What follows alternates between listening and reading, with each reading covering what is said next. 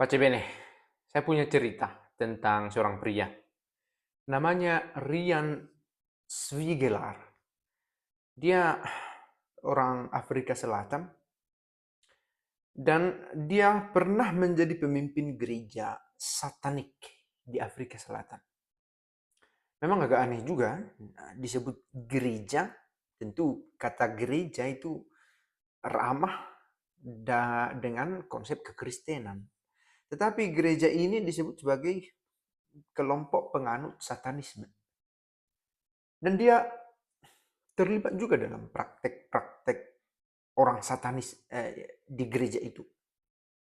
Sampai pada akhirnya berita terbesar adalah bahwa dia mau bertobat.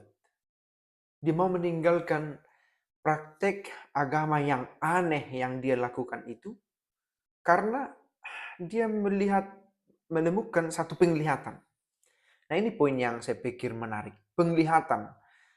Satu peristiwa yang kita tidak bisa verifikasi sebagai orang yang mendengar kisahnya, tetapi dia benar mengalami dan berdampak pada keputusan yang dia ambil. Gitu ya. Dia mengalami penglihatan yang orang lain tidak bisa lihat, tetapi penglihatan ini begitu nyata sampai akhirnya dia memutuskan untuk berhenti menjadi seorang satanik, seorang yang menganut gereja Satan dan memilih menjadi seorang Kristen. Oke, di suatu ketika Rian Swigelar seperti biasa melakukan ritual pemujaan di gereja sataniknya. Tetapi saat ritual berlangsung, dikatakan sesuatu yang tak terduga terjadi. Ia melihat sosok yang dia yakin bahwa dia itu adalah Yesus. Oke. Sementara dia bukan orang yang percaya kepada Yesus. Bagaimana bisa sosok Yesus ini hadir kepada dia? Nah, ini satu pertanyaan juga. Dan ia tampak terkejut sebab ia tak pernah beriman kepada Kristus sebelumnya. Tidak pernah beriman. Tetapi menemukan, dan ia mengira sosok tersebut semacam halusinasi, semacam sekelebat bayangan saja yang lewat. Tapi sosok itu memancarkan kasih yang luar biasa. Nah, ini pengalaman-pengalaman spiritual yang kita tidak bisa anggap remeh. Setiap orang mungkin ada saja punya pengalaman begini, tapi tidak semua orang membawanya ke permukaan untuk diceritakan, atau bila pun diceritakan tidak semua viral.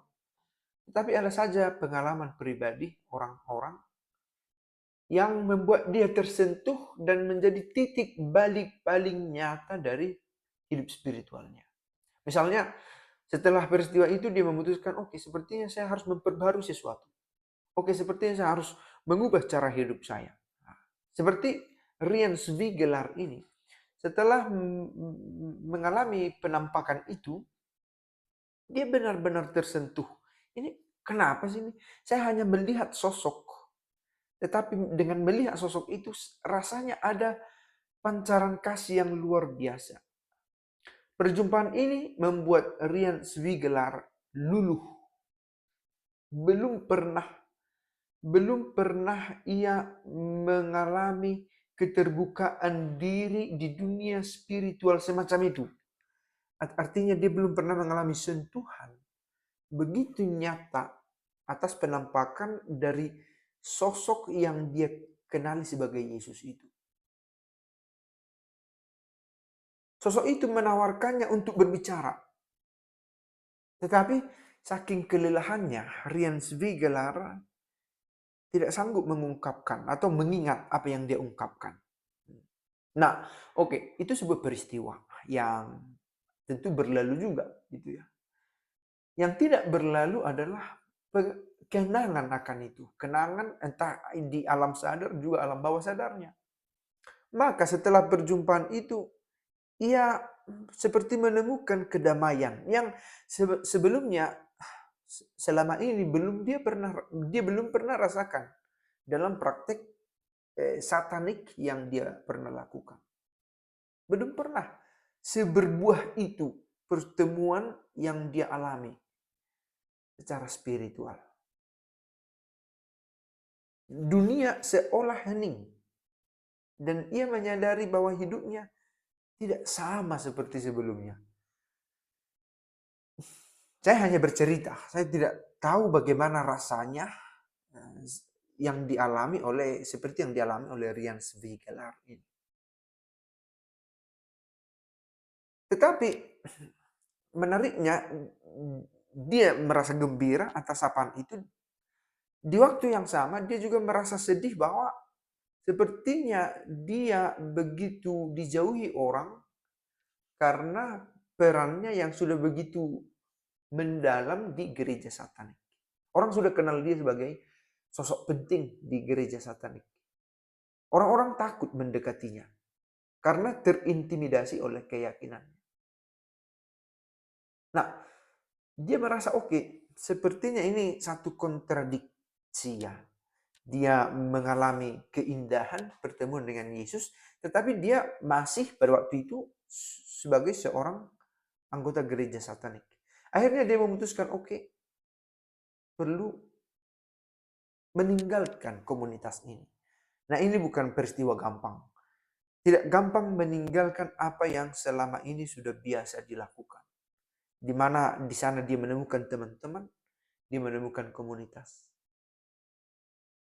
Nah, dia meninggalkan gereja satanik dan itu menjadi perubahan yang begitu signifikan dalam hidup rohaninya.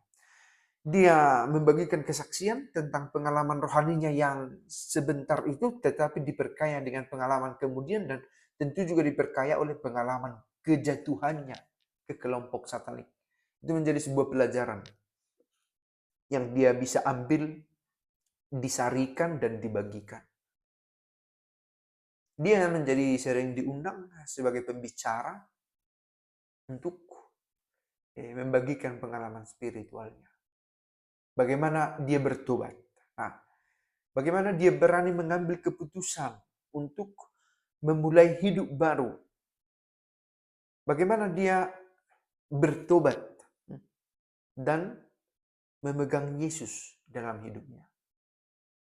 Nah, ini sebuah kesaksian yang mudah-mudahan menggerakkan juga orang-orang yang membutuhkan satu turning point, satu titik balik yang